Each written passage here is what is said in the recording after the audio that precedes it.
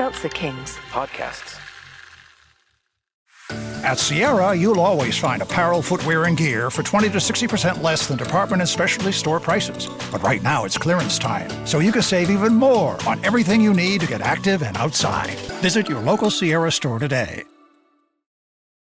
This episode is brought to you by State Farm. Checking off the boxes on your to-do list is a great feeling. And when it comes to checking off coverage, a State Farm agent can help you choose an option that's right for you. Whether you prefer talking in person, on the phone, or using the award-winning app, it's nice knowing you have help finding coverage that best fits your needs. Like a good neighbor, State Farm is there. That's one part of the mystery solved. The creatures must need our bodies to survive in sunlight. Like a human suit. SPF 1 million. But what are they doing here in the first place? Daphne, you okay? Yeah. But I'm not Daphne. Fred?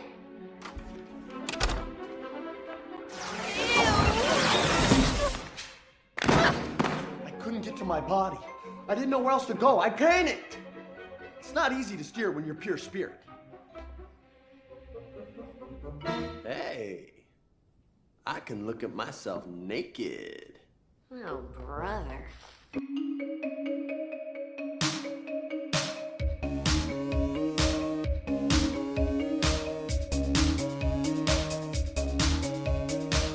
Oh, hello, and welcome, Patreon party people. Welcome to Boys Watching Movies. We're just two boys watching a bunch of movies, sometimes for the first time, sometimes for the last time. We are your hosts, and I am Joe Welke. I am Vance.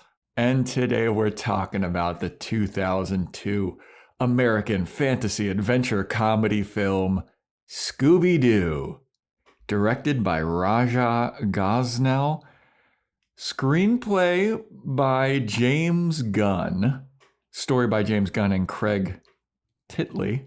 I wanted to make sure that I got that right. I'm not making it up. His name is Titley. Starring our gal, Sarah Michelle Gellar, her man, Freddie Prinze Jr., Matthew Lillard, Linda Cardellini, Rowan Atkinson, Isla Fisher, and many more. Sugar Ray. Pamela Anderson makes a cameo. Yeah, Pam. This is the most 2002 movie. It is the most 2002 movie I have ever seen.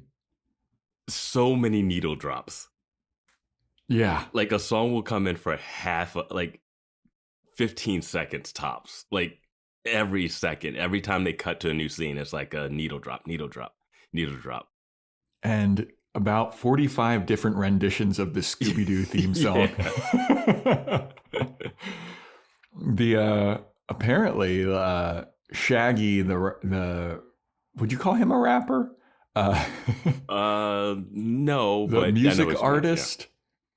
He did a rendition. A punk band called MXPX did a rendition, and then Sugar Ray is just in here. Mm-hmm. Mark McGrath. Yeah. Now I gotta talk about a little bit of my history with Scooby-Doo. Okay. I never in my life watched any episodes of the cartoon because I thought Scooby-Doo was lame as fuck. And just based off of peripheral knowledge, I was like, there's no way that I would be interested or entertained by this. Mm-hmm. And I remember seeing this movie and I was like, yeah, I was right. This is so stupid and silly. Yeah. I mean, I don't really enjoy this movie. If you're looking for a nostalgia trip, if you want to rock it right back to what it was like in 2002 and what kind of media we were getting, this is it. This is peak 2002, in my opinion. But it doesn't mean that it was good. No, this movie is a hot mess. It is a hot mess of a movie. Yeah. Yeah. All right, let's just get my history with Scooby-Doo. I have seen the originals. I forgot to ask. Yeah, I did have you watch the cartoon or I anything? watched the cartoons. I wasn't a huge fan of it, but I've seen a bunch of them. They all are the same. They run around. They do that closet move where they go between doors and doors and run into each other.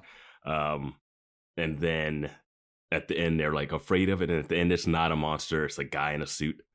And I'm like, oh, it's like, what? How many times are you going to run into a guy in a suit before you stop running from the monster? But whatever.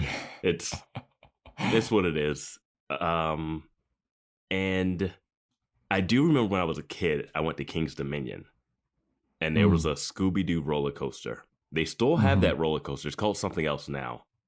But I was there late, and it was no line. Me, my brother, and my cousin just kept looping around and getting on it. It was awesome.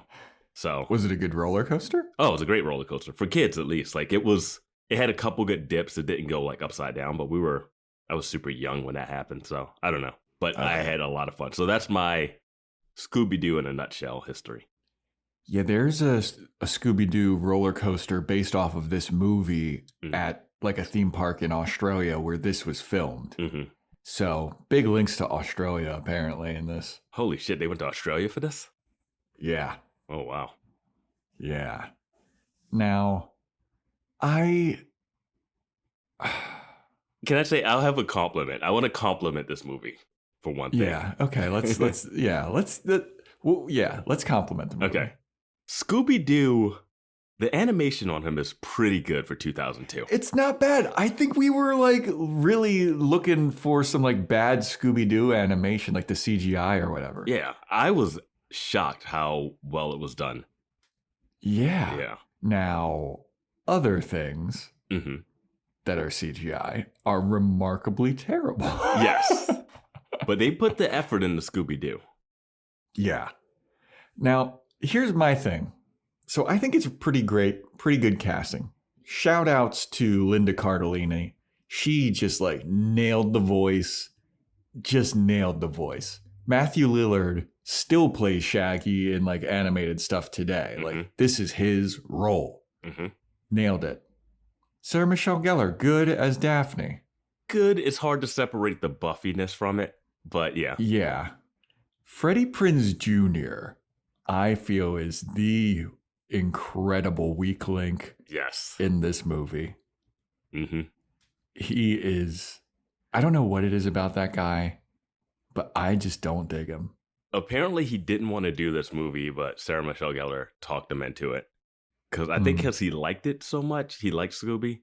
A lot of people have history with Scooby. It makes sense for their age range and stuff. I know Gunn is James Gunn was a huge Scooby-Doo fan. Yeah, I was watching this and I just, later in my notes, I wrote, Freddie Prinze Jr. is just not working. Not working at all for me. And it's an easy character. It's not an easy character to play, but it's a character that someone can play.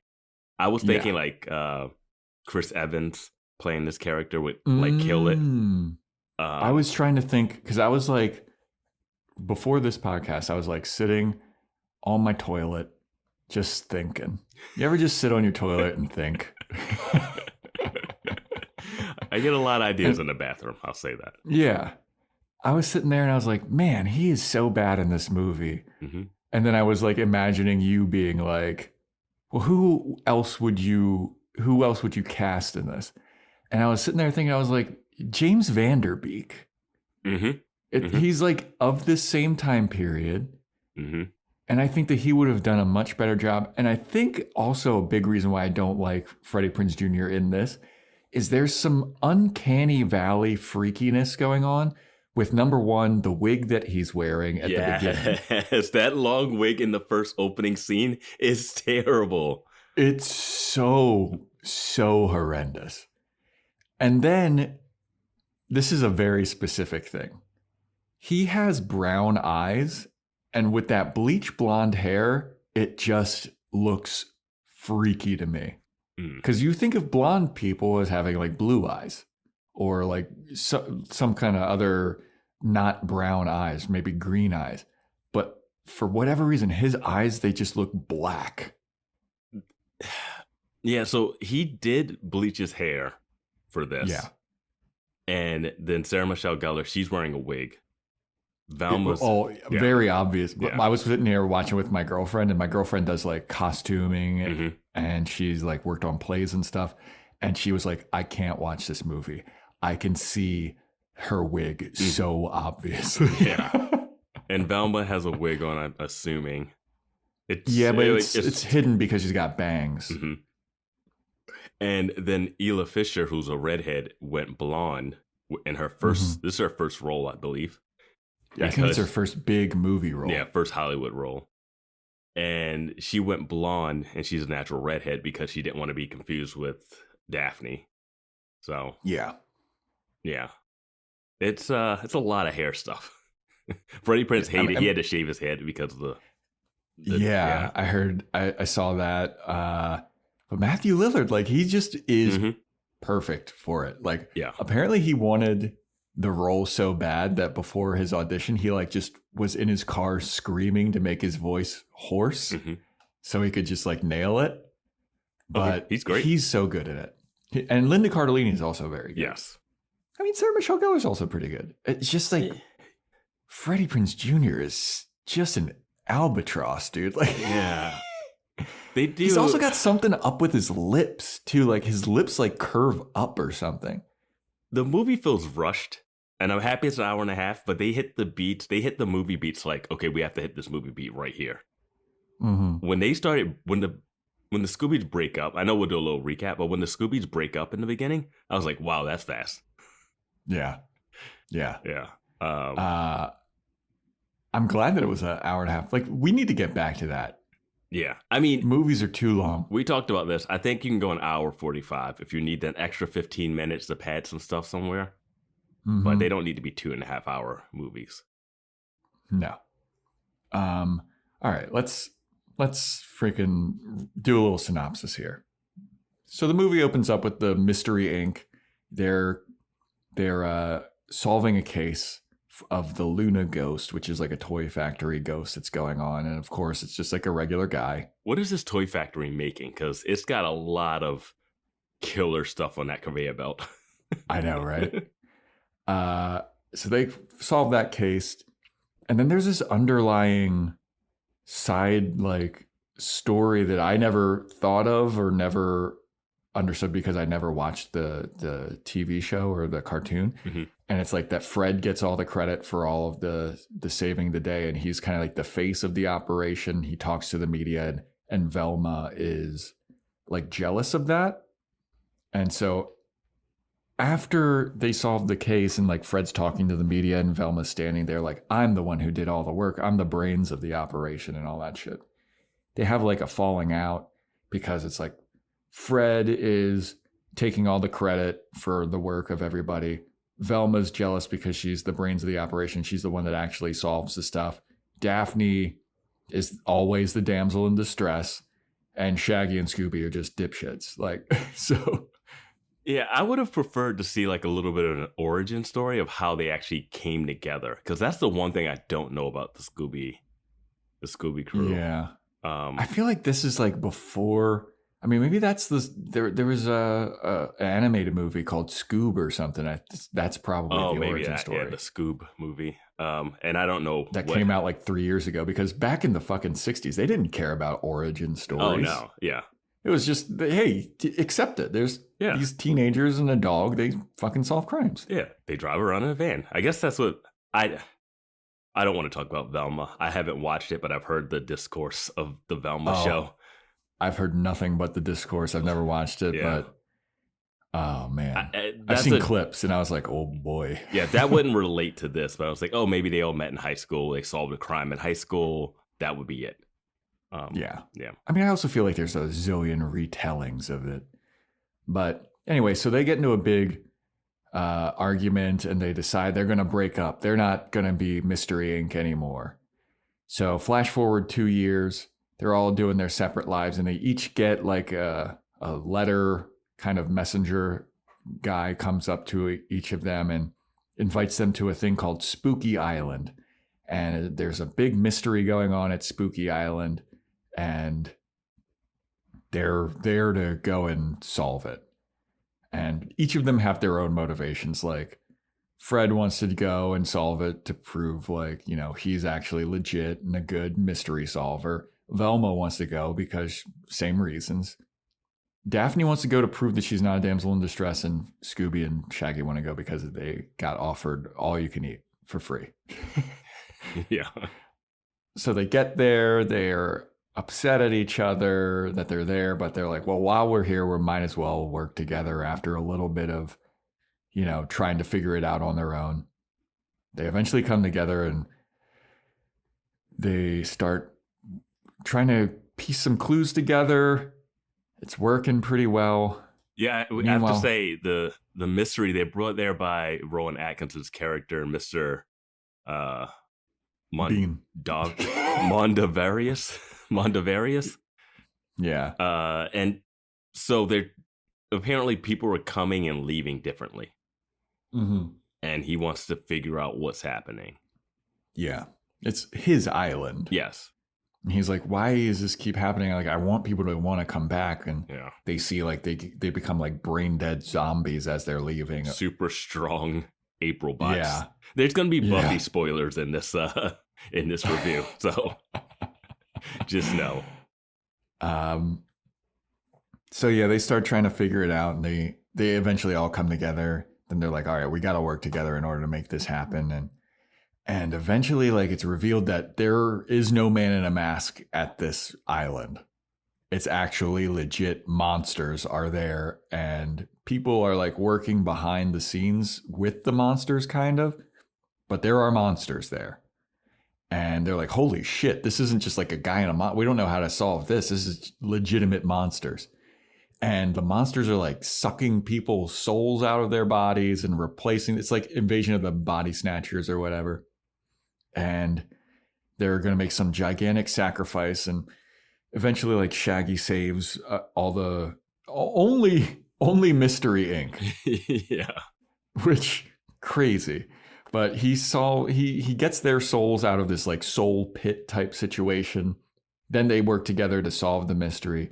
And it turns out the nefarious evil genius behind this whole plan is the discarded and sometimes hated, sometimes I don't know how he is in like the actual Scooby-Doo fandom, because but Scrappy Doo is behind all of this. There's a little backstory about how like Mystery Inc. got really annoyed with Scrappy Doo because he was just annoying and he pissed on Daphne at one point and he just sucked. And so they kicked him to the curb, quite literally. And he was like, I'm going to get my revenge. And this was his whole plan. And they eventually figure it out and defeat Scrappy Doo and save the day. And Shaggy gets to hook up with Isla Fisher. Daphne and Fred hook up, and Velma and some absolutely random guy just maybe hook up. Who knows? They don't hook up because she's supposed to be a lesbian in this, but they didn't want to go all the way through. Oh, okay. Yeah, that's why. That's why she gives a little punch on the chest and like, oh, you're fogging up my glasses. They don't. It's all like hinted. Yeah. Well, I mean, according to James Gunn, there is an R-rated version of this movie where Daphne and Velma have a relationship. Mm-hmm. And apparently they also had to like cover up some of her cleavage with CGI. What Velma's? Yeah, I guess There's so. one part when she gets her soul back, her cleavage is just out. Right, dude? And I didn't understand what was happening there. Well, I was like, when I saw that like they needed to cover up some cleavage, I was like, where? Because her boobs are out, my friend. But I didn't understand why they were out at that point. They were just out. She was wearing a fucking turtleneck and then she gets her soul sucked away and then she's like, here's my boobs, everybody. Yeah. I mean, Daphne also has nonstop cleavage out. Mm-hmm.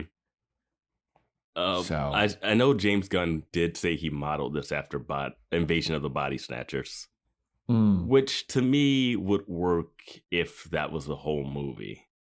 It's maybe 15 minutes of the movie. I mean, I guess it's the plot, but then the body switching was just not as fun as it should have been. Yeah. The big body switching thing is that they just talked like Snoop Dogg, basically. Well, the body switching was when Daphne and Fred switch bodies, is basically just different voices coming out of their bodies. Oh, I meant like when the monsters take over. No, I meant like the body switch actual. Yeah, that only was like 15 seconds. It's like a lot to introduce. They want you to know the cartoon a lot because they're breaking up in the beginning based off something that isn't necessary. It might be in the cartoon a little bit, but they break up. Then they get back together and then they're body switching. And you're like, I barely know these characters enough to see the body switch. And then the body switch happens and then it just switches again. Yeah. And it's done. It's like a gag. It switches like 2 or 3 times and that's it. And not even like for a plot point. They just stand around and switch and talk. Yeah. Very boring. Some of them are like, oh, I got boobs now. I'm going to look at my boobs. Yeah. That's like, about it. Yep. Yeah. I have a question for you. Okay. So imagine that this movie came out at like the height of the popularity of Scooby-Doo. Let's say that it's like there's 3 seasons of Scooby-Doo. It is rip-roaring success. Everybody loves Scooby-Doo. How many seasons and this movie Scooby-Doo comes was out. Oh, I have no idea.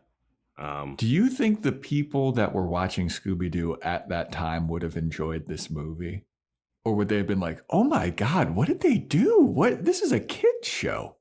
I think they would have been impressed because I think Scooby-Doo came out in the 70s. Well, yeah. I mean, obviously, if they saw it. Yeah. If they saw the graphics. No, so a lot of people hated that Scrappy-Doo was the villain. Scrappy-Doo, I think, was a character. A lot of sitcoms back in the day, they would add like a new character. It's like the Poochie for Simpsons. Yeah, Great Gazoo. But some some kids liked Scrappy, I'm sure. But I know Gunn hated Scrappy. All of his friends, he was like, oh, I hated Scrappy. So that's why he made him the bad guy. He kind of regrets doing that. I think Scrappy, being the bad guy, sucks in this movie because it's introduced in the most random flashback ever. Yes. You're watching the movie, and then I was like, oh, crap, Scrappy-Doo's the bad guy. Because Velma is talking to a random new character at the bar and then gives a backstory of the Mystery Inc. team. And then they were like, and there was this one person that didn't fit. And then we get Scrappy-Doo just pissing on Sarah Michelle Gellar and just being a nuisance. And you're like, this is how you're introducing what will be the third act reveal bad guy? Yeah. Weird. Yeah. Didn't like it. And like even when they kick him to the curb, he's like, I'll show you. It's like the middle of the movie. Right, well, yeah. Like that has to be the opening scene, like, right? I think so, yeah. Maybe like redo, I will say. Or they all have to be talking about him or so. I don't know. It's just weird that Velma tells this to a stranger. Yeah. Like maybe like in that opening scene where they're solving something, Scrappy-Doo like screws something up and then they get rid of him. Yes. Yeah. Like it kind of like The Incredibles. Mm-hmm. Exactly. The Incredibles did it perfectly. Yeah. I mean, The Incredibles did everything perfect. That movie's incredible. Except for making a sequel. The sequel's good. The sequel's not great. It's the sequel picks up right afterwards and she gets fooled the same way. Like, I mean, it was the same day. It was like the next day and she gets fooled by the same trick. I don't know. I don't know. That one doesn't hold up for me, but the first one's great. But yeah, like you're saying, have that person be scorned in the beginning. Don't just introduce like, hey, you know what? There was a guy that really didn't like us in the middle of the movie. Yeah. Yeah. I mean, it was like a heavy-handed and just Velma telling it to just a random guy. Yeah. Out of nowhere. It would have made a little more sense if Shaggy and Scooby were telling it to Mary Jane, the Isla Fisher character. Yeah. But yeah. Did you like all the weed fake outs with Shaggy? Like with the smoke pouring out of his van at the beginning, and then he's in love with Mary Jane. Yeah, I mean, it was fine. It was whatever. Did you like Scooby-Doo and drag through the airport? Oh, that was so ridiculous. Scooby-Doo is dressed like an old grandma walking through the airport. Yeah. Insane. Kisses Fred on the, who's the ugly chick? And then everyone's looking, the looks of people looking at Scooby were all over the place. I couldn't tell if they knew it was a dog in a dress, if they thought it was an unattractive woman. I couldn't tell what the reactions were. Yeah, and the music that's playing is like sexy, like bow wow wow bow bow bow bow, and it's like, and it's the little kids looking at Scooby, and it's like they're looking at him like, ooh, girl. It's just weird. Yeah, it was very, very bizarre. And then Fred, who's the ugly broad? Yeah. Like, there were so many things with Fred that I just, like that scene where he's talking to Velma and she's like, of course, you always go for the sports super swimsuit models. And he's like, nuh-uh, I like ugly chicks too, or whatever he said. I like brainy, nerdy chicks too. It's like he's insulting her but trying to be nice. And I don't know. They could have done just so much more with his character. I thought his character was going to be great once they got the soul sucked and he was like evil. I was like, now this is where he could have fun. And instead, it was just like weird slang. Sup, dog? How's it going, yo? Oh my God. The cringiest was Scooby says in response to that. Oh, what does he say? Oh, and he just like daps him up. Yeah. Keeping it real, and he gives a peace sign. So cringy. Yeah, I mean that's fucking 2002, man. Like this is, but it was like 2002, but it felt like old people trying to write young people, but then making fun of young people. But it was, yeah. I couldn't tell if this. As I was watching it, I was like, is this PG-13 or PG? Like I couldn't tell because it's not. It doesn't feel like a kid's movie. What was it? I don't even know. I have no idea. Yeah, I don't know. The burp and fart off made it really kids movie. That was fucking horrendous. It went on for so long. Yeah. And I like farts. Don't get me wrong. I know you do. Good farts are great. But that just went on way, way too long. Yeah, it doesn't do anything for me. And I just watching that and I'm like, come on. Yeah.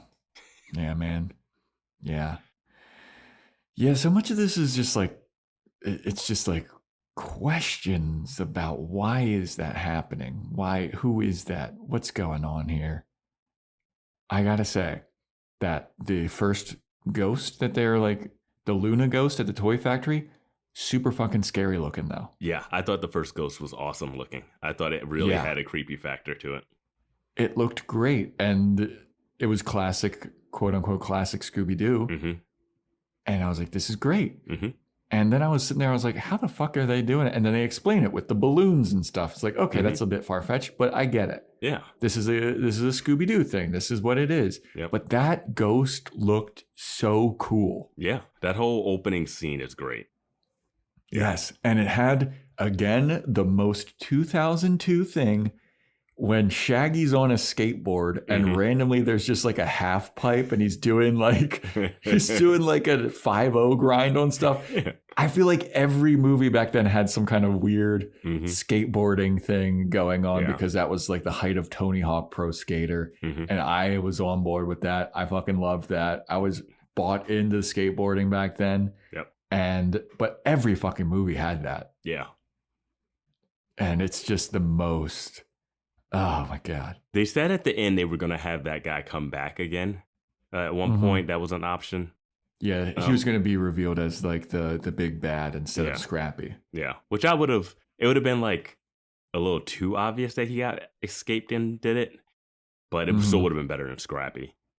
I saw that there were some deleted scenes that I think they should have put in, which showed the time between when they broke up. And it was like the book sales not doing well. Like he's selling books, but no one's there. people not remembering Mystery Inc. when Velma's talking about it. They had Daphne doing like karate, but she gets stuck in a tree, some stuff like that, just to show like, oh, things aren't working well and they have to go back. I understand that absolutely would have been better to have that in. At least we would have got at least some individual character stuff. Because we go from a team, they break up, next thing you know, they're back in the airport together. And I was like, well, okay. They could have just gone straight from there to the airport. Yeah. And we would have been like, okay. The news media shows up and Pamela Anderson drives the mystery van into the factory. Immediately after they solved this. It was crazy. Yeah. I mean, if you really sit down to think about it, which we did, this movie fucking falls apart. It makes no sense. I was thinking about the last movie we did was Clueless. And we talked about how Clueless, it works even though it shouldn't, the way it's like moves. It's a vibe, yeah. Yeah. And this one feels like, okay, we need to hit the beats where they break up. Oh, put your hands in. Oh, they don't. Then we get to the end. And like, hey, everyone put your hands in. Okay. Like that moment where they all decide, hey, let's band together to fight the bad guy. Just felt like it happened. Yeah. And one of the worst, and I did not love this, Scooby and Shaggy get in a fight because, and this looked creepy, when Ela Fisher is riding on the back of the bike and she bops her head, but she has like a mask on and her face is stretched and her eyes are green. Yeah. And you're like, she's a monster underneath. Yeah. And you're like, whoa, that's creepy looking. Scooby tries to convince Shaggy, who likes Mary Jane, about this. They get into like a funny, oh, we're going to fight each other. Scooby falls. That was their fight. That was their big fight. At the end of the movie, he's trying to convince, Shaggy's trying to convince Scooby not to let himself get sacrificed because he doesn't know what sacrifice means. And he's talking about how Scooby's his best friend and you're my best friend. And Scooby has tears in his eyes. Yeah. It was so emotionally strong for like nothing bad has happened. Like they have not broken up that bad. They got in like a almost fight and you fell in a hole. Dude, they literally just at the beginning of that fight, when Scooby falls down the hole, Shaggy's like, I gotta go jump in the hole after him because that's my best friend. I love him. Yeah. It's like the fight's already over at that point. Like, yeah, and Scooby is not even harboring ill will, even though Rowan Atkinson's character is trying to like say, hey, he wasn't your good friend. And he's like, oh, what? But it's not, it's like in movies where you know the friends need to break up and come back together. Yeah. It was like, we know that has to happen. But Scooby had tears. Like they were animating tears. His eyes were watering. And again, when Shaggy dives in that hole, he dives head first, knowing no idea what's down there. He could have just died. Yeah, man. And he goes down lucky there. Lucky for him, it's like a kid's slide that it just... But he goes down there, and then that's when he finds a pool of protoplasm that has all the people's souls and stuff in it, which is interesting. Yeah. But he completely forgets about finding Scooby after that. Oh, yeah, he does. He leaves with that little triangle thing. And yeah, I don't know. Well, I just love that he finds the soul bowl, which is what I called it in my notes. The little cauldron with everyone's soul in it. He like lets Fred go. Also, all of these faces look nothing like the actors. It's close, but it's got a lot of do you remember the Casper the Ghost movie? Yes, I do. It has that like look. Yeah. So he lets like Fred go. He finds Daphne. He lets Daphne go. And then he pulls some random guy out. And he's like, please get my soul back. And he's like, sorry, I'm just letting my friends out. Puts his soul back into the cauldron. I was like, oh my God, dude, just let him go. Just throw them all up. Yeah. Just throw them. It doesn't matter. And then he eventually finds Velma and like lets all of his friends free, but like fuck all the other people. It's not like there was anybody breathing down his neck. There was nothing going on. He could have just grabbed a handful of them and just threw them up. I know. And it doesn't go anywhere from that because I thought it was interesting. We have that moment where everyone gets captured by these big creatures. Because Fred says there's no such thing as monsters. And that seems like that should be the theme. Monsters aren't real. Because in the Scooby movie, in the Scooby show, there was never a real monster. Yeah. So that should have been the big arc of the show, of the movie, I think. Yeah, it's like, how are we going to solve an actual monster thing? Or the whole time they're like, it can't be this. It has to be this. It has to be that. And it's like, holy crap, it's actually a monster this time. Yeah. But because these are monsters that literally are vampires, basically. Yeah, so body basically. switching vampires that can't be in the sunlight. They turn into dust. And once he frees them, I was like, this is going to be fun. I thought it was going to be fun when Fred and Velma were bad guys. I was like, oh, that's good. The two dumbest characters, Shaggy and Daphne, will have to solve this. This will be fun. That'll be them proving themselves. And then once they flip it, then Fred and Velma can like deal with their issue. And now everyone has something to solve. But that stuff happens so quickly that it just, Fred doesn't have a chance to be fun villainy. Like, I wanted to see Fred fight Shaggy. I wanted to see him like get Scooby. Like, he doesn't get to be a bad guy that long before he turns into Daphne for some reason. I mean, to your point too, like Daphne makes a big stink about like, no, Shaggy, we need to solve this for ourselves. Like, we're not the anchors on this team anymore. Like, they're in peril. We will solve this mystery ourselves. Yeah. And it's like, okay, this is a nice reversal because, you know, Velma and Fred are usually the ones doing stuff and Daphne's the damsel in distress and Shaggy is off doing his own stuff.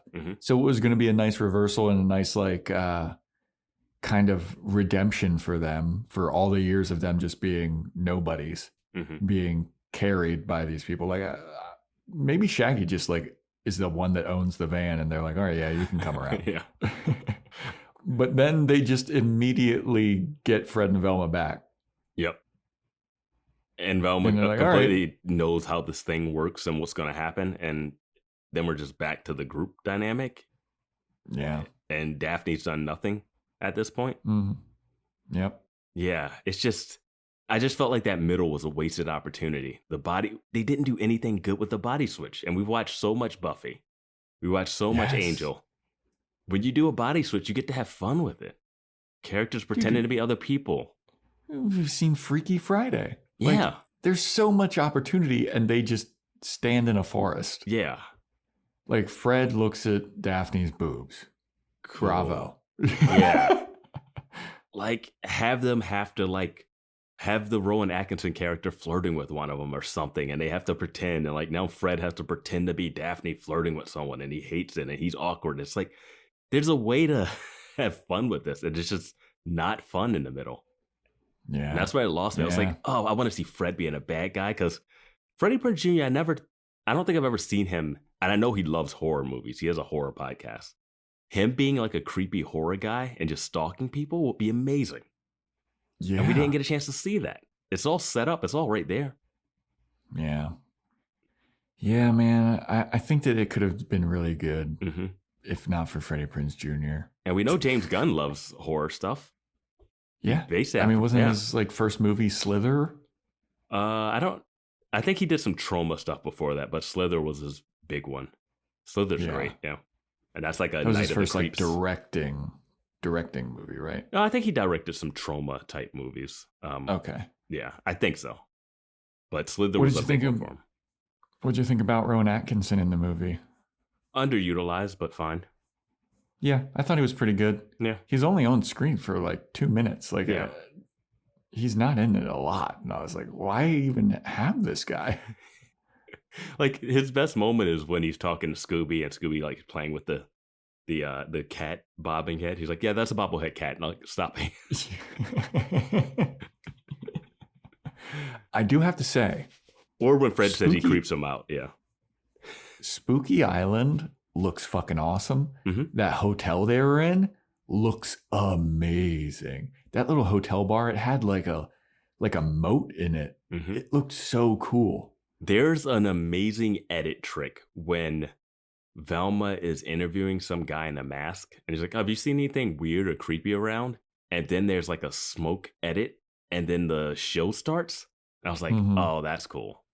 But they don't ever match that again. Yeah. Yeah, that guy in that mask, it was like really funny. It was a good like juxtaposition of Velma being like, have you ever seen anything weird going on here? And it cuts to the guy obviously being weird looking. It's like, oh, fun. Yeah. That's a fun gag for a kid's movie. I enjoyed that. Yeah.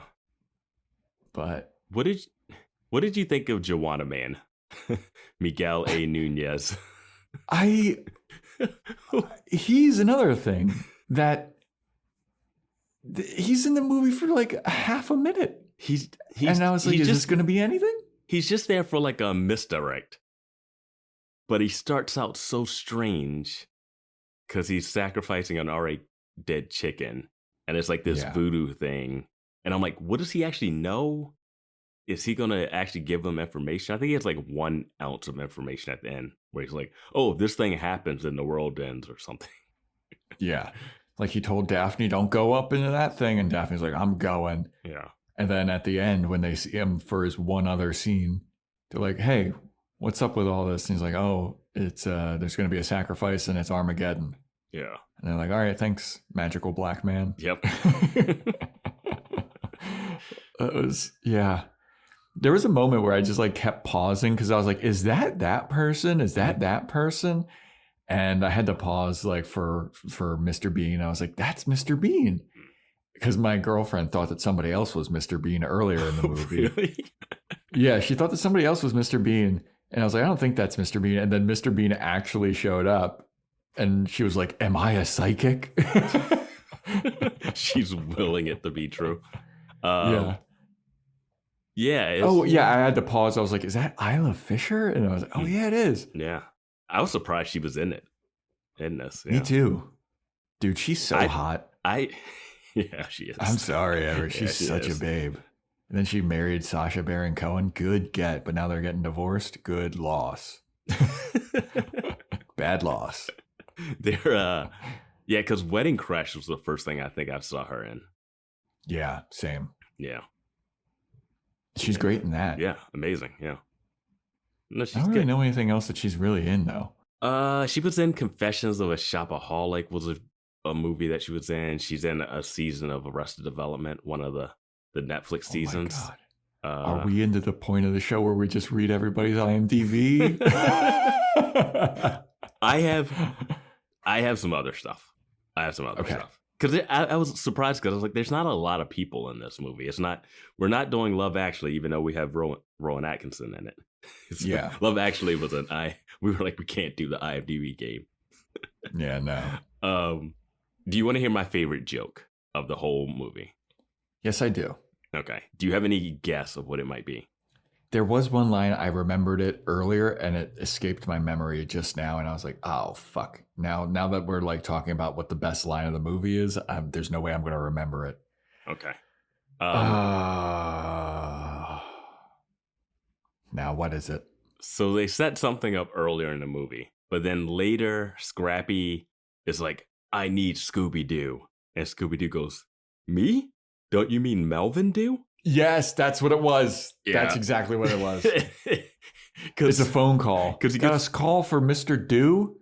Melvin Do? No, Scooby. Yeah, and then later they call it back. And he's like, don't you mean Melvin Do? And then they cut over to Melvin Do, who's like brainwashed and like standing still. I was like, that's just funny. That's funny. I was like, I like that. That's good. Yeah. We got a Mr. Do here. I got a call for a Mr. Do. Melvin Do? Nah, Scooby. I need to complete my transformation. Here's Scooby-Doo! Wait, don't you mean Melvin Do? Yeah, the Melvin Do. Me? Don't you mean Melvin Do? Which is a good time to ask the question. They say that Scrappy-Doo, in order to suck all these souls in and then get all this power to do whatever, I don't even know what he's trying to do. He needs a pure soul. Mm-hmm. And we ask this question a lot on Buffy. Oh boy, here we go. But what is a pure soul?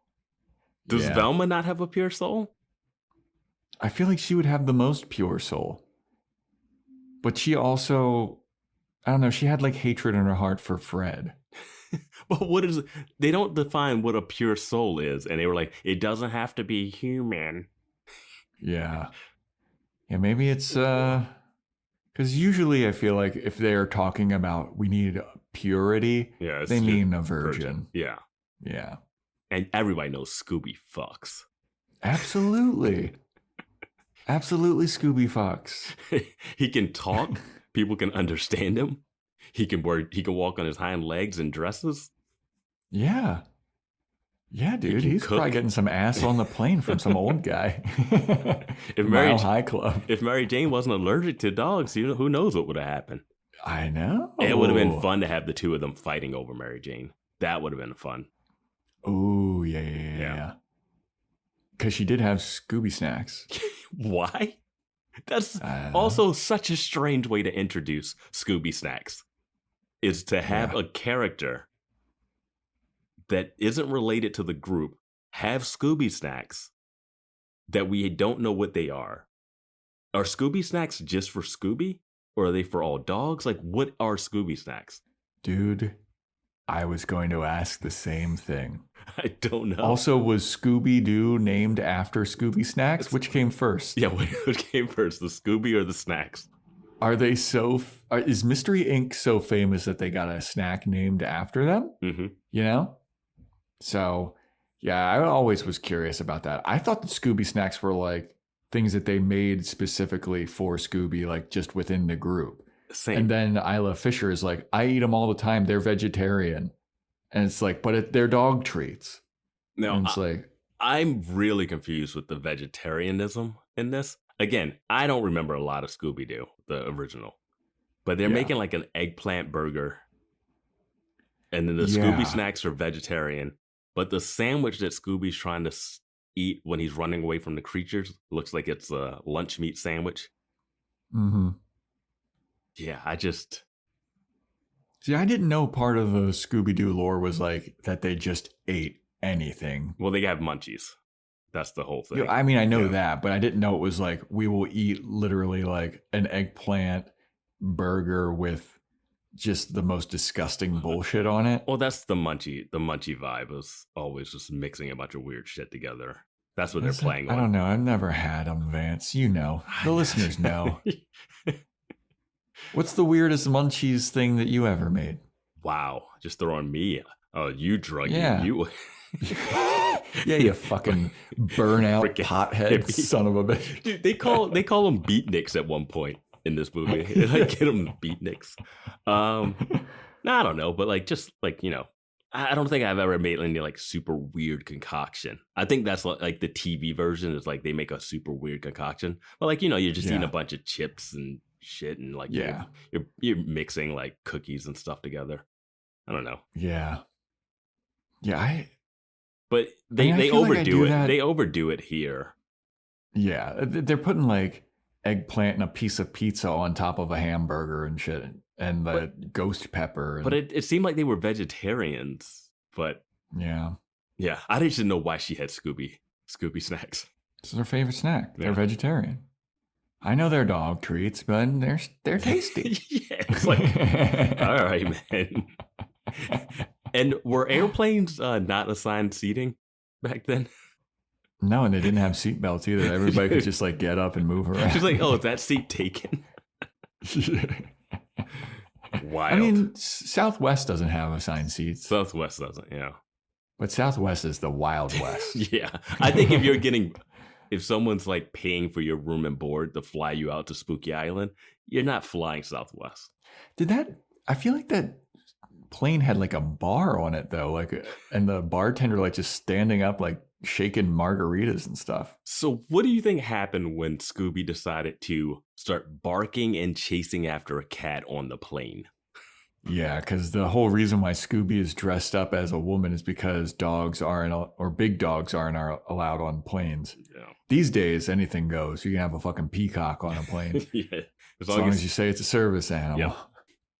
But yeah, dude, and also when Fred like flicks Scooby on the nose and then Scooby punches Fred and like knocks him out. I was like, Jesus Christ, it's Scooby, dude. Scooby gets it in, man.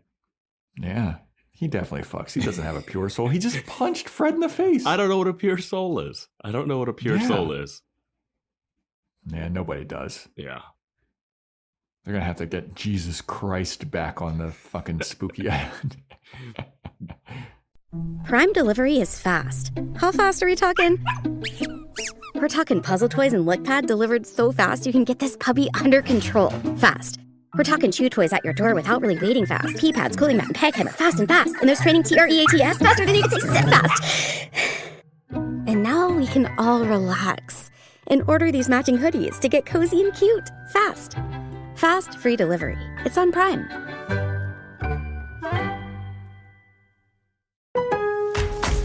Lowe's has the Labor Day deals you need to give your home a new look. Buy one, get one free select interior paint via Visa gift card rebate. Then, add the final touch with 2 for $8 on select 2.5 or 3-quart mums. Refresh your home and save big while doing it. Lowe's, we help, you save. Valid through 9/3. Mums offer in-store only. Selection varies by location. While supplies last. More terms and restrictions apply. See Lowes.com/rebates for details. My second favorite little moment is we get a lot of wires. This is the era of wire kung fu. We got some Charlie's Angels happening with Daphne's fight scene. Oh yeah. That was a favorite moment for you? The favorite moment though is when it's just so funny looking when she kicks the guy and he's over top of the like little pit and she goes, "Now who's the damsel in distress?" And he goes, "Me?" ? It's just, and he's in his like BDSM outfit. It's a luchador outfit. What are you talking? He looked like, I don't know. It looked very BDSM. It looked like he was going to have a gag. He looked like the. I could see that. Yeah, I could. You know what? Now that you say, if he had a ball gag, if he had a ball gag, he would be the gimp. And he's like, that guy is a heavyweight kickboxing like champion though. Yeah, Sam Greco can't handle getting his thumb bit. No, of course not. He's fucking jacked though. My God, that guy was massive. But yeah, when Daphne's like kicking him, and I mean, that was pretty bad. Like the wire work when she's just doing like those spins in the yeah, air. she's like a tornado, dude. It's insane, and it's bad. I'm not gonna lie. Yeah. It looks silly, but like it's silly. Yeah, I can excuse that. The worst example of that I've ever seen in my entire life, though, is did you ever see the original Power Rangers movie? I probably did, but I can't remember it. Dude, that movie is entirely that. Mm-hmm. Like that's how they travel. They like jump and spin. It's so crazy. Yeah. But that movie, oh my God, that movie is so crazy. Buffy saves the day here. She gets that little crystal ball thing to shine light on everybody. Yeah. That crystal ball, that skull is so badass looking though. The mirror disco ball. Yeah. My girlfriend has a burlesque headdress that looks kind of like that. Mm-hmm. And she's like, take a picture of me in it and do a side comparison. So that might be in Discord at some point. Okay. If you're listening to this. Because she's like super jazzed about it. She's trying so hard to make up for not knowing the words to any of the Buffy songs in the musical episode. She's being like, I gotta get Discord to like me. I gotta get Discord to like me. They think I'm an idiot. All you did was talk about how I didn't know any of the words. Well, she said she knew the words and she didn't. She didn't. I even was like, all right, you know the words? Like after we were done watching Scooby-Doo, I pulled out my phone and I was like, sing it. And I recorded her trying to sing it. And she got like 6 words in before she was like, something, something, something. And I was like, oh, yeah. Yeah, I mean, I wouldn't even know them right now. Yeah, I know I'm under your spell. That's all I got. So Scrappy-Doo is basically Warren, right? Oh, okay. He made he made a Rowan Atkinson bot. Yes, he did. Yeah. That's impressive. Yeah, he's a little dog. Yeah. He does have puppy power. Does have puppy power. One of the most wasted lines was the end of the movie where Shaggy goes, "You're a bad puppy." I was like, yeah, you got to say you're a bad dog. Like, that's just the line. You say bad dog. Don't say puppy. What? It's just like, why would you not say dog? Yeah. I don't know. Maybe it's like more insulting to Scrappy because he's not a puppy. He's a real dog that just has a gland issue, as we learn. Yeah, as we learn coming out of the mid flashback where Velma's drunk because she got free drinks with the guy that she just met. It's the weirdest information dump I've ever seen in a movie. It drove me insane. Yeah. You can't introduce a new character through a flashback told to a new character. Yeah. Yeah, it was that guy is just the most bland guy. Like, he doesn't figure into the plot at all. I think the reasons a lot of the lesbian subtext got cut out, so it would have been a lot of him like wondering why he can't get with her. Because there is that moment where Velma starts like touching Daphne at some point. Yeah. Yeah. And she's like, when they're in that like little cabana and like Velma, she's busty and busting out. And Daphne is also like busting out. It is insane. I was like, why is her cleavage out right now? What happened? And that's post CGI. Yeah, that's them being like, this is a little too much. I don't plan on going back to seeing that, but I am curious as what CGI they did. Like, how much was she topless? It was a rated R version originally. Yes, because that's what the world wanted, a rated R Scooby-Doo. No way. Dude, well, we got Velma. Yeah, but like that's 2022, not like 2002. I also just got a comment. Another thing about how 2002 this movie is. This movie is so bright. It is so bright, dude. So many colors. Just everything is colorful. Yeah, it's crazy. I get like that the Mystery Inc. gang is going to be in their uniforms, and that was bright. No, because they were a cartoon. Yeah. But then everyone else on the island is like, it's so bright, and everything looks so hot. Like the saturation is turned up to like 1,000. Yes, exactly. It's crazy. And it goes like, that was just the look of that time too. Cause I remember those Batman movies with Joel Schumacher, they had like a black light thing. And I mean, it was cool looking, but everything back then was so bright and so hot looking. I mean, what year was Mr. Fix-It? I mean, that kind of has the same palette. Mr. Fix-It has like the same weird hairstyles and color palette and nonsense. Oh my God, that one guy that got thrown by that lady with his like 6,000 spike hair. He got thrown by April 2002. He got thrown by April Bot. Yeah. Dude, it was so bright and so, I mean, I get that they're on a exotic island. I get that. Yeah. But it was so, you remember, did you ever watch CSI Miami? I've seen clips of it, and it always has the hazy, like it's hot. You can see the like heat waves. It looks so hot. Yeah. All like everything is just orange and yellow. And just watching it, like sometimes I'll be driving. This is like a little trick that I have, and I have a pair of sunglasses in my car that are like orange sunglasses. And if I wear them, I start to feel hotter because the world around me looks hotter. And it's the same, that's what they put on the front of the camera for CSI Miami, I feel like. Is just like that diffusion, just a yellow fucking hot, turn the saturation up to 1,000,000. Like when Breaking Bad films in Mexico and it's just like hotter. Like it's just like orange. The Americans used to like film and like have like a blue color for when they were in Russia. It'd be all like cold. Yeah. Like as much as the Marvel movies get shit for like having that gray kind of color palette and everything's kind of muted, like this is the complete opposite. Like this is so hot. Yeah, It's a lot. This movie has the plot wise, I really wish they did more in the middle. I thought they could have had a lot more fun. Instead, the first scene where the monsters show up is pretty good. When everyone's running around there dragging people, that was all right. I guess. Oh, in the hotel. Yeah, I didn't like the castle stuff as much. Yeah, the castle stuff. That also is like when they're farting, and then that training video that wasn't entertaining at all. No, but it also gives you reason as to why the monsters are talking like they are. Yeah. That's literally the only reason that training video is there. You know what I really liked? I did like at the end when Rowan Atkinson, they save him because he's just been trapped under some sewer grate.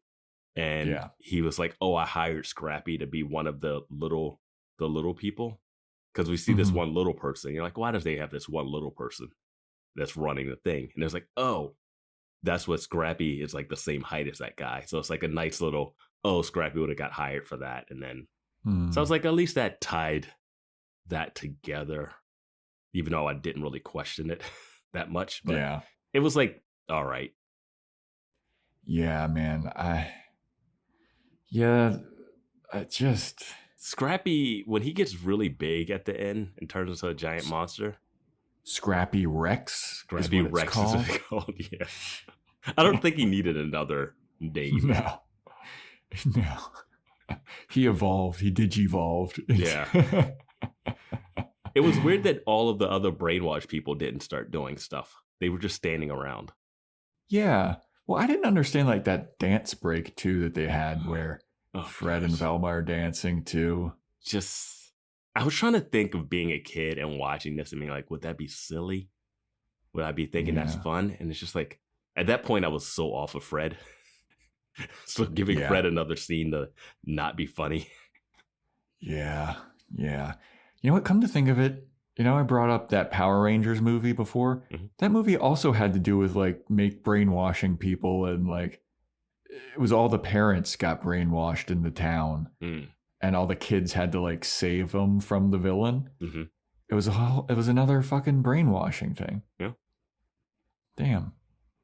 But yeah, dude, Fred and Velma doing that dance thing, and then Fred just keeps dancing way, way long after it's apparent that they've been caught. Did Fred ever come up with a plan that was smart? Yeah, I don't know. It seemed like all of his plans failed in this movie. I guess that's the point. They did have a moment where he was trying to Captain America it, and he was like directing where everyone should go at one point. But yeah. I don't know. I get that Velma wanted to have more credit, but there's also like everybody has a role in the team. Like that's not bad. It's not a bad thing that she's the brains and then Fred can delegate. Well, here's the thing. They must have solved so many mysteries and the media's there immediately afterwards. After like 20 mysteries, at least give us some credit. Yeah, fair. Because even when they walk out of here, everyone's there. They're being interviewed immediately afterwards. Yeah. Now, the thing... How did they get there that fast? How did the media get there? Because there's a part, the middle part of the movie is when they call the National Guard or whatever. Yeah, Coast Guard. The Coast Guard. And we see the Coast Guard.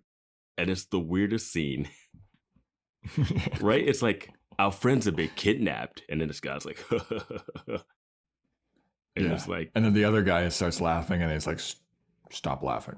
Yeah, and I was like, "That." They got the spooky lighting on them. I'm assuming those people had their souls taken, so they aren't going to help. But it was just weird. Yeah.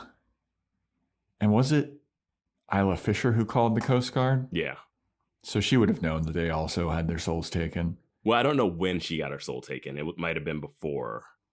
Because that was like when they were running, and I think her soul I don't know when her soul got taken. Yeah, maybe that would have been her calling as her soul was already taken. The monsters looked fucking horrible, though. They were so goofy looking. It was fine. I mean, the CGI, though, like it looked so... There was a point where it was like the first time that they run into the monster, where Scooby's in the forest after getting tricked by the person on the phone. There's a bunch of hamburgers in the forest. You should go. So he goes into the forest. immediately sees a monster. Mm-hmm. Like they don't try to hide it at all. Mm-hmm. And then the monster gets launched from like a palm tree because Scooby-Doo like uses it kind of like a, what are those catapult. Fucking things? Yeah, catapult. And it lands on the roller coaster. Yeah. It looked so bad.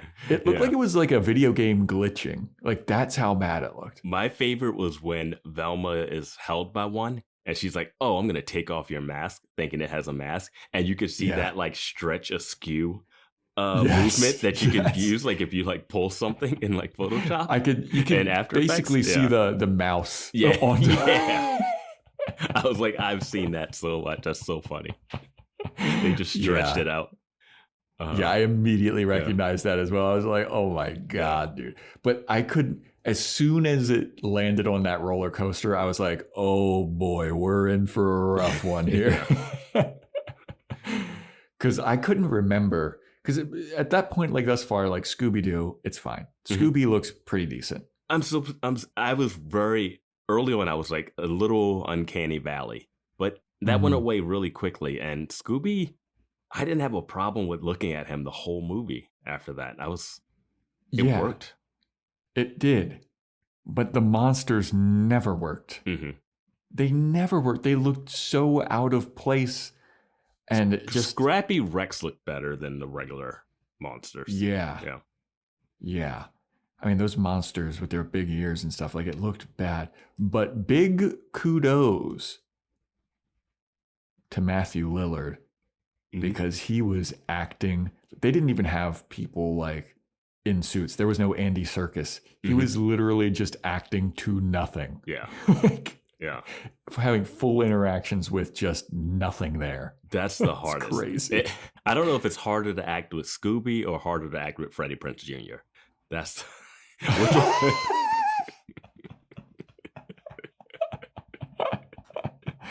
I saw like a behind the scenes thing and they just had Scooby-Doo's like head on a stick at some point. Yeah. I'm like, I'd rather act to nothing. That looked like they beheaded Scooby-Doo. It's like the Men in Black, like acting to a tennis ball, you know? Yeah. I mean, wasn't it I think it was Ian McKellen who like just had a breakdown on, I think it was one Lord of the Rings. No, it would have been the Star Wars. Ian McKellen. Ian McKellen did. Like, Ian McKellen was in. I'm thinking Lord of the Rings. He had like a breakdown because he was like, "This isn't acting. This is garbage. There's nobody here. Nobody's doing anything. Like I'm just acting in front of a blue screen. I can't see anything." Yeah, I know one of the guys from the Star Wars prequels. One of the villains. He's like a British stage actor, and he was like, "This is the worst." Oh, Count Dooku guy. Yeah, I guess that's him. Yeah. Oh fuck, what's his name? God damn it, Christopher Lee. Yeah. Christopher Lee was like, because Christopher Lee's also in Lord of the Rings. He's the other witch or the other wizard. Yeah. You know, he was in like a metal band at like he died pretty recently, like at 90 something. And in his late 80s, like 90s, he was like the singer of a metal band. Wow. But that guy's like classic. I think he was in like classic vampire movies. Well, I wanted to give another shout out to Isla Fisher. I never know how to pronounce it. I think it's Isla Fisher. Yeah, Isla Fisher. But I've been wrong about many, many things. So she has such a thankless role in this movie where you have to like be into Shaggy, who is just giving you like the dumbest stuff. And you know how like she's all like perky and peppy and like happy and glad to be there the whole time? It's like that seems hard to do. Yeah. It's such a thankless. And she has to like flirt with this dipshit. Yeah, you have to flirt and like think everything he says is funny. And like, oh yeah. And they don't even play up. She's allergic to dogs. And they don't even do anything with that. Yeah, like maybe when she gets her soul switch and yes, like when the monster takes over, she's not allergic to dogs anymore, and it's just like, oh wait, I thought that you couldn't be around Scooby-Doo, and that's how they get tipped off. Yeah, and then she turns into Monster Face, and they're like, whoa, because we never get another moment like we get in the beginning where Scooby and Shaggy are in that oil drum, and you got like Shaggy's Scooby's feet at the bottom and Shaggy at the top, or Scooby at the top and Shaggy at the bottom, and his feet moving, but he's not running like in the cartoon. Yeah. And I was like, oh, that's such a cartoon gag. And we don't get enough of that in the rest of the movie. And that would have been a moment where they can like hug each other and be like, oh my God, Scoob. I don't know. It felt like they wasted some opportunities that they had set up. Yeah. Yeah. I agree, man. But hindsight is 2020, so nuts. What did you think about Sugar Ray being in the movie? I liked when not even playing the song, their big hit. Like they had a couple of really good hits that were like bangers, and they didn't even play it in this fucking movie. I was too busy typing the note that Sugar Ray was in it that I don't even remember what they were playing. I don't either. I didn't recognize the song, but I remembered liking Sugar Ray a lot back in that day. They had some. I think they had like a funny story too, because their first big song, I forget what it was called, like "Fly Away" or "Fly with Me" or something. Mm-hmm. But it was like, a beach rock kind of reggae pop rock type of thing, and it was on I believe their debut album. And originally they were like a hard rock metal-y type band. And that was the only song like that on the album. So people bought the album and they're like, what the fuck is this? And so they saw the popularity of that single and they just completely changed their entire style to be like, oh, okay, that was popular. All right, well, let's just do more like that. And then they had a couple more singles that were in the same vein that like popped off. Mm-hmm. But it's hilarious to know like Mark McGrath wanted to be like, I'm fucking hard rock guy, and then just landed in like this weird like kind of Jimmy Buffett Smash Mouth type zone. Yeah, money talks, man. That's what it comes and now down he's to. just on like interviewing celebrities and shit. Mm-hmm. Yeah.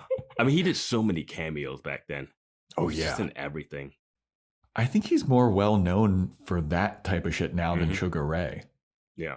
Like he's just a guy on like Ryan Seacrest or something. Oh, yeah. Crazy. What did you think of Daphne and Fred kissing at the end? I didn't mind it, though I also questioned, were they actually ever romantically involved in the cartoon? I don't know if they were, but I was questioning if they were ever romantically involved in this world of the movie. Yeah. When they split up, it wasn't like they were dating 2 years before. Yeah. And then they didn't flirt with each other at all the whole movie, besides him saying, I want to look at her body. I think that it was just a thing, and this is pure conjecture because, again, not a lot of knowledge, but it might have just been a thing where Scooby-Doo fans always like shipped them together, and it never actually happened. So this was like the payoff for all of that. Well, they didn't want him to get with that nerd. Fucking nerd with the huge titties that are out. Jeez. Linda Cardellini is also a smoke show. And it's the typical trope of like, put a hot girl in glasses and all of a sudden she's quote unquote ugly. Well, she's in Freaks and Geeks and stuff. She's married to Hawkeye in Avengers movies. She was in ER too. Really? I remember her being in ER for a bit. I think she's in Grandma's Boy. Man, oh my God, that's a movie I've never seen, but I've only heard very mixed things about. I don't like it as much as it's talked about. Yeah, I remember when that movie came out, people fucking loved it. Yeah. And I saw clips of it and I was like, this seems really dumb. That was Nick Swardson, right? I think Nick Swardson's in it, but the main character is one of those Adam Sandler guys that's been in the Adam Sandler movies, but it's one of the other guys that's like the lead. Okay. She's also in Gravity Falls. She did a lot of voices in Gravity Falls. Oh, you're right. She is I fucking love Gravity Falls. Yeah. Love that show. Get to do my humble brag here. The creator of that show follows me on Instagram. Yeah. I've met him. Oh, yeah, dude. We were like in the industry, Vance. Yeah, right.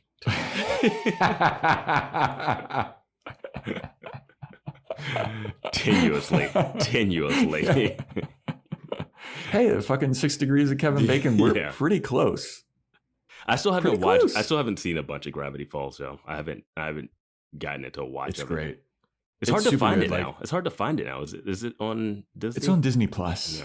Yeah, it's on Disney Plus, and dude, I highly recommend. They have like a whole lore around the show and everything. I watched a bunch of that. Yeah, it's so interesting. I love that shit. But it's also just like a good show. Like if you don't want to get into the whole lore and mysteries and everything, that show. This is gonna sound very sad. That show made me wish I was smarter because there's like mysteries and all these like ciphers and stuff that I just didn't pay attention to. And I watched like YouTube documentaries about it, and like people were getting to the bottom of these ciphers, and there's all these extra mysteries in there. I was like, I didn't even fucking realize that. I was just having a fun time watching a cartoon. Yeah, it's good. It's good. Like if you just want to like watch a show, you can just watch it. And if you want to dive deeper into it, you can dive deeper into it. I think doing the ciphers now wouldn't be as fun because it's not active, but yeah, man. I just don't know who would people. Yeah, like there's people that watched it as it was airing, in 2016 or whatever, and they heard something and they're like, "Oh, that's audio played backwards. I need to record that and play it backwards to see what they're actually saying. Oh, there's a cipher at the end. Oh, what's that cipher?" Like I was just like letting it wash over me and enjoying some of the yucks. Yep, just eating your eggplant ketchup burger and I don't know if I would enjoy being that person. No, you don't want to be that person. If it would consume you. Yeah. Anyway, back to Scooby-Doo. If you had to cast someone else for Daphne, who would you cast? Ooh. Do you think Sarah Michelle Gellar was the right choice for Daphne? I think she did a good job. I think that the wig was pretty bad. So once my girlfriend pointed out, you can see the lace on the wig. It ruined it. For me, it was just like, I'm usually pretty good at turning that part of my brain off when I watch stuff like the costume, the wig. Except for if you watch The Americans, the wigs that they have in that show are insane, but they go in costume a lot. So they like dress up as people and the wigs are incredibly, it's so funny. But for me, it was just watching Freddie Prinze Jr. in that opening scene. I was so happy when he showed up in the airport with a haircut because I was like, I cannot watch this movie if he's going to have that wig. I literally said that to my girlfriend. I was like, this wig is horrendous. Yeah. Thank God that he just cut his hair. Yeah. Or had his real hair and bleached it. Yeah, because that wig was distracting. But I mean, again, even then, the brown eyes and the bleach blonde hair, it looked freaky to me. It just looked so weird. The director said he wanted to cast a real life couple for Daphne and Fred. Okay. And I could see they got married like a couple months after this. They were engaged when they were making this. So I could see like, hey, what do you want to do this summer? I'm off. This is my break between Buffy seasons. Let's go shoot this movie in Australia together. It's a big budget movie. I don't know how much money it made or whatever. Well, I can tell you, Vance, it had a budget of $84 million. That's so much. I know, for 2002, that's a lot of money for back then. And you're not paying actors a ton. That's all that. Well, they do have a fully CGI character in 2002. Yeah. So budget $84 million, box office $275.7 million, which is why I got a sequel. I think that the sequel is held in even worse regard. Like this movie, like is panned by critics. Oh my God, the rating is not high. Yeah, but people have like a nostalgia for this movie. Yeah, people have nostalgia for everything now. Yeah, that's true. I'm sure if we had Johnny on here, she'd be like 10 out of 10, no notes. I loved Scooby-Doo, a show that I only saw reruns of in the 90s. All right, but who else would I mean, I think Sarah Michelle Gellar did a good job. Yeah. I'm just trying to think. I think she did a good job. Do you think Isla Fisher could have played it? I think she's too short. That's what I was just about to say. I think that she could have. She could have. She might be just a little. I want to say she's too short because she's shorter than Michelle Gellar. When they're in that, like, when they're being pushed together, Ela Fisher is, I think, just a little shorter. But I think she could have played it. I think so too. I think they also like made Sarah Michelle Gellar taller because she was always wearing those like boots. go-go boots. Yeah, true. Badass. I mean, her costumes during this whole movie too are dope. I love when Joanna Man is looking at her when she walks where she's like walking and say, "What in the hell was that?" He's about to stab a chicken, a dead rotisserie, like a non-cooked chicken. Yeah, and he's looking at her like she's crazy. Yeah, but I love those costumes. I mean, Shaggy's is like so easy to do, but like good costume. Fred, pretty good. I thought the ascot wasn't big enough, and he seemed to hate the ascot, hate wearing it. Yeah, but I heard a thing about how he hated wearing the ascot. I think the cartoon one looks better. The one he has does not work for me. Yeah, the cartoon one is more front-facing, like a cravat. Yeah. This one is like off to the side, like a bandana that's tied, kind of. Yeah, it didn't work. Yeah. And also, like, he was wearing like a fully blue outfit. Just give him, if you were going to do this 2002, give him like double polo popped collars. Oh. Yeah. Was that 2002? I feel like that was more like 2007. Maybe. I don't know. Be ahead they of its did have time. him have like they had a polo shirt that had a zipper, and at the bottom it was like a round ring that said F on it for Fred. I was like, oh, wow. We know nothing about these characters based off of this movie. I have no idea where they come from, how they know each other. Did you like the gag that they always did in the actual cartoon, though, apparently, where if Velma's glasses are slightly off of her face, she's just blind? I liked it until a point where she got key information that she shouldn't have been able to see. So she gets her soul back, and then the monster comes out of her.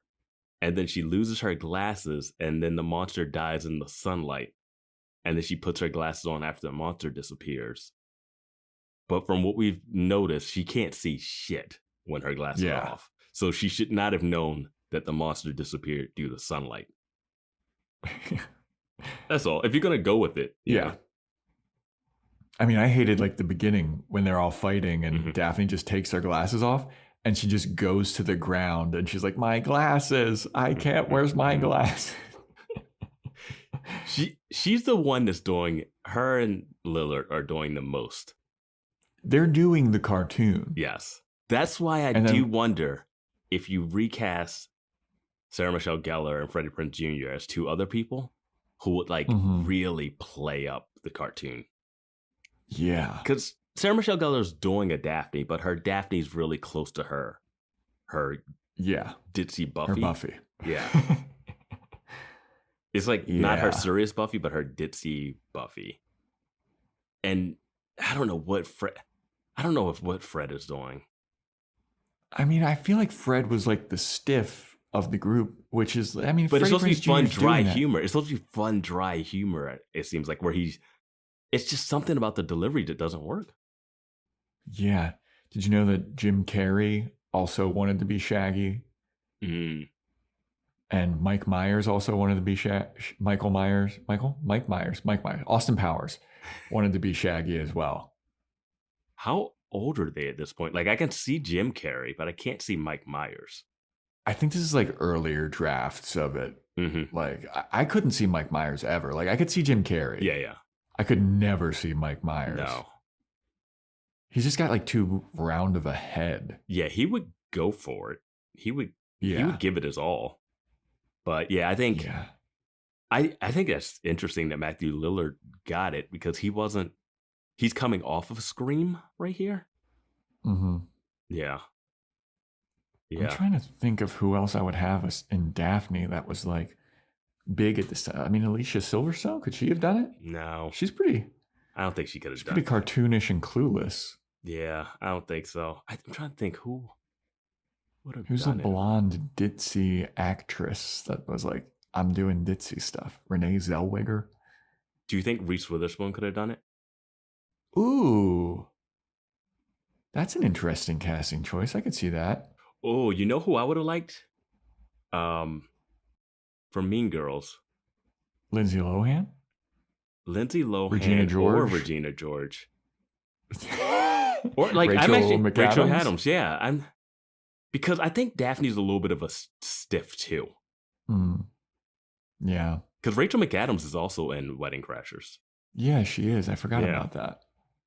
Huh.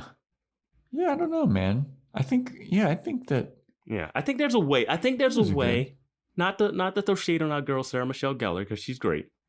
I think if you want to like swap out the Daphne and the Fred, I think you can get a little more out of their characters. But the script isn't doing anybody any favors. The way it's edited together and stuff. If I'm grading this, like Linda Cardellini, Matthew Lillard, 10 out of 10. I'm going to give Scooby a 10 out of 10 too. 10 out of 10, absolutely. Sarah Michelle Gellar, I'll give her a 7, 8 out of 10. Mm-hmm. Freddie Prinze Jr., 1 out of 10, and just because he's a body there. I give him a 5. I'll go 5. I mean, he kind of looks the part enough, I guess, with the. I loved the meme though of Freddie Prinze Jr. as Fred walked so Ryan Gosling as Ken could run. Like, yeah, it's so true. Yeah. Yeah. Oh man, Ryan Gosling may have been able to do Fred. To be honest with you. Yeah. This is like around Remember the Titans. No, he still had a punchable face back then. He was very punchable face guy back then. I mean, that's his whole thing in this movie. You know who would have killed? This is just all Wedding Crashers. We're just putting all the Wedding Crashers people in it. Owen Wilson. I was going to say Vince Vaughn. If you didn't have him, if you said Vince Vaughn, we don't want you to like go on long rants. But I think he could hit he's in Curb the recent season, and he can like play straight. Like he can insult someone. You know what I mean? Like he's really good at insulting without insulting. I haven't seen him in anything like that. So you saw Jurassic Park 2, based on right? Think early Jurassic Park 2. Like he doesn't go on like the comedic runs. Based on my knowledge of Vince Vaughn, I don't think that he could have done it. You think he would have done worse than Freddie Prinze Jr.? Yes. I don't think so. I think so. I'm saying, I think fucking James Vanderbeek. Vanderbeek would have been interesting. Vanderbeek would have been really interesting. I think he could have done a better job. I think Joshua Jackson would have done pretty good too. Oh, wow. Joshua Jackson. Mm-hmm. All right. Good one. Let's see how many 90s actors we can name.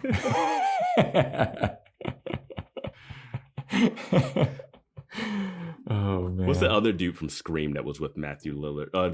The one in Scream that's the one that's like the comic, the one that was Jamie Kennedy. Yeah, Jamie Kennedy. I could see him also being a run for Shaggy. Like if they were casting, he would be in the casting call for that. Yeah. Yeah. I could see him being like an extra side character in this movie. He could have been the guy that got lifted up and thrown. He could have been the one that liked Velma. I think if he was the one that liked Velma, he would have gave it a little bit of an edge. Because he has that Seth Green vibe to him. Well, speaking of Seth Green, he's in the next one. Oh. Yeah. I guess Seth Green is in. A little sneak preview for the next movie here, everybody. It's Scooby-Doo 2 Monsters Unleashed. Got Seth Green. How much are you looking forward to watching that one? Yeah, I mean, we might as well say it here. Next month, we're planning on doing Scooby-Doo 2 Monsters Unleashed. Yeah. I'm looking forward to it because I've heard that it's worse than this one, which is, I feel like it's going to be great podcast fodder. Hopefully it's not very long. I definitely never saw Monsters Unleashed. Yeah, I don't think I saw it. Like, I was thinking, like, I remembered some of the stuff from this one. Mm-hmm. And then I was like, I don't know what Monsters Unleashed is about. Yeah. Because the stuff I thought I might have knew. I thought I might have gotten both the movies mixed up.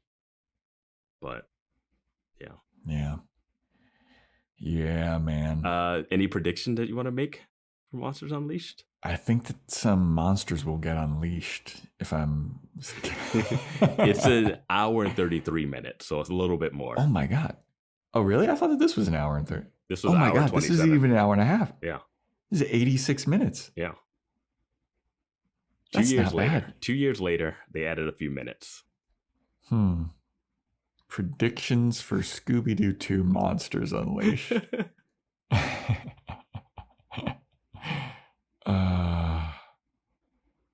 You know what? I'll predict that there will be like a vampire type monster, and Seth Green or somebody will go, "What is this, Buffy the Vampire Slayer?"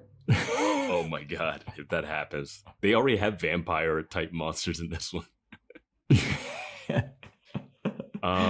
That's why Daphne was so good at kicking. Oh, she didn't even kill any of them. How much cleavage are we going to see in this movie? Dude, that was so weird. Dude, there was no reason for her boobs to be out. I was like, did I miss her get it ripped somehow?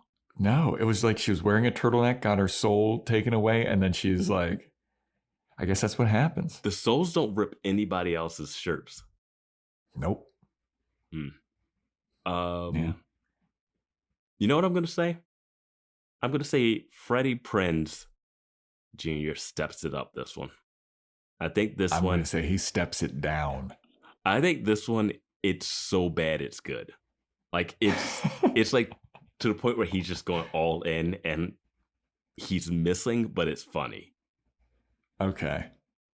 I think I'm going to predict that the whole cast takes a step down in the next one. Like, as good as Matthew Lillard and Linda Cardellini are. I don't think Lillard could go down. I think Linda Cardellini is such a good actress that it depends on the material she's given. You know, I will liken this to the movie. I think Matthew Lillard is so in on it. Mm-hmm. Just like he was like, come on, guys, let's be this Mystery Inc. again, guys. Mm-hmm. That's what he was like for Scooby-Doo too. He wanted to get the band back together. Everyone else was like, Yeah. I mean, we made money. I mean, should we? And then he gets the band back together. And because he's still not relinquishing that role of Shaggy. He's still Shaggy. Yeah. Man, what is the plot of the next one? Man. I'm going to guess that there's like a secret organization. Mm-hmm. And they have been actually, it's going to be fucking... Wolf from Heart? It's going to be... No. It's going to be, what were they called? Riley's thing. Oh, the season Initiative. 4. The Initiative. Mm-hmm. There's going to be like an initiative type thing where they've captured a bunch of monsters and they're holding them in prison, and then somehow they all get released, and the Scooby-Doo Scoobs, they're going to have to catch all the monsters. So it's going to be like the Lady Ghostbusters movie. I haven't seen that, but sure. I think a bunch of ghosts get out and they just have to catch all of them. Yeah. They should be... I hope the movie starts with them being like, I can't believe monsters are real. The movie has to start that way. Yeah. Because they are just as calm and collected at the end after fighting real monsters. It's one thing when you're fighting a ghost and it's a guy in a helium balloon suit. But when you're fighting ancient demons, that should be something. Fred should have ran up to that news camera like, fucking monsters are real, dude. Yeah. Sounded like Shaggy. Yeah, I did. Absolutely did. Yeah. Oh, man. Well, you got anything else to say about Scooby-Doo 2002, Vance? No, not really. I'll say one more thing. I know that it's like a classic Scooby-Doo thing, but I hate how much they say, Scooby-Doo, where are you? Hate it. They did it 3 times. Yeah. And then the song. I like the last time they did it with Scrappy when he says it, and it's like more haunting, you know? Yeah. Yeah. Still have my favorite. I still love the joke. If they could have more of that joke humor of Melvin Dew, if they can do more Melvin Dew jokes. It doesn't even make sense. Like the song Scooby-Doo, Where Are You? He's not the one that goes missing. Thing to do now. Yeah, I don't know the lyrics fully. It's weird that Scooby-Doo is the title of it, and he's not the one that solves the mysteries. There's so many dog-based media, like shows like Air Bud, Lassie, Benji, like Homeward Bound stuff. Like you have so many dog-based stuff, and this one is a dog-based crime solving, but he just hangs out with his stoner buddy, does anything for a Scooby snack. Yeah, he doesn't really factor in a lot. Like he's in it, but he's not like if Scooby-Doo wasn't there, like well, I guess the plot doesn't happen because he's the purest soul around. You got to have a pure soul. He's what was it? Captain Planet, All the Rings. He's the soul one. Yeah, I guess so. Because Fred's the leader, Velma's the brains, Daphne's the looks, Shaggy's the comedy. It's really weird when they try to break down the dynamic, and then a bunch of them are like, "We don't know what we're supposed to be for." Yeah.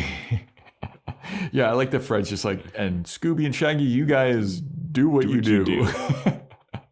That was literally the Captain America Hulk smash like moment where it's just like, you do what you do. Yeah. I think Chris Evans, I don't know how old he would have been here. He would have been good. Perfect, because I think he just was coming off Fantastic Four. Yeah, flirting around this time. There's probably a sequel's coming out or something. Because he was in Not Another Teen Movie, a movie we bring up a lot, and he's so good in that. He's so good in that. He would have crushed it. He would have crushed it. Yeah. I don't know if he's a good actor or not. You don't have to be a great actor if you fit the roles perfectly. Yeah. I mean, he's great in Scott Pilgrim as well. Yeah. Have you seen Scott Pilgrim? Yeah, he's good in Scott Pilgrim. He's great as Captain America. He's absolutely fantastic as Captain America. Yeah. And I saw those Fantastic Four movies. He's fine as I mean, talk about movies with terrible CGI. Those movies are rough. Yeah. But I think he would have just had a little something there. Yeah. A little extra oomph. Mm-hmm. Yeah. All right. Yeah. Well, that is a wrap for Scooby-Doo, everybody. So sorry if you're a huge fan of this movie and the show for our lack of knowledge and then just not enjoying the movie. I know it's a big nostalgia trip and it's fun. It's a fun time. This is also a movie I feel like could be on in the background of a party. But then when you actually take a second to sit down and watch it, you're like, oh, I'm going to go back to the party. Yeah. There's no dude, where's my car? Yeah. Yeah, Clueless, I feel like you could get sucked into and end up watching it. Mm-hmm. This, you're going to watch a couple and be like, okay. Mm-hmm. Yeah. Anyway, let's go back to that party. But yeah, thanks for subscribing. Thanks for listening. And stay tuned next time for when we talk about Scooby-Doo 2, Monsters Unleashed.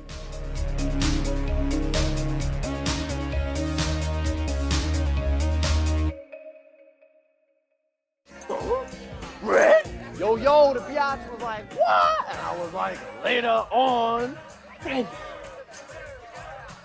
What up, dog? And, dog?